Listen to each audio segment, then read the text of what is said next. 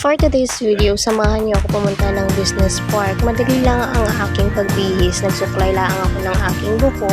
Hindi pa nga ako dyan nakaligo. Kasi nga, kakagaling ko lang sa trangkaso. 2 days ako hindi nakapasok. So ngayon linggo, so pupunta ako ng business park.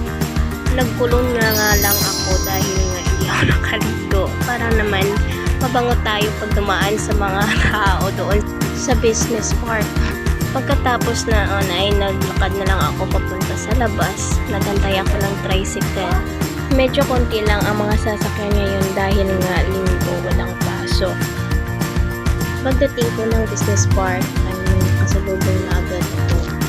Sumunod naman ako, wala nang katumpit-tumpit pa. Pero maganda naman ay dahil inasikaso niya ako. Ayos, nakabili na agad ako ng ilaga ng aking anak dahil nga kulang ang kanyang uniform. Pagkatapos nun ay pumunta ako ng school supply. Dito ako bumili. Mas maano dito, mas mura. Pagpasok ko nga ay mayroong laking bumungad sa akin ng good morning ma'am. Ay, gandang-ganda yarn.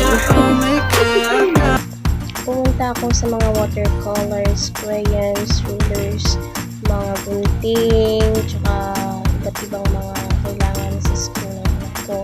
Pagkatapos na yung nagbayad na lang ako. Dahil nga, pang madalian lang ang pagpunta ko na dito sa business park. Pinilit ko lang ang sarili ko kahit hindi pa maganda pakiramdam ko. Yan lang muna for today's video. Bye-bye!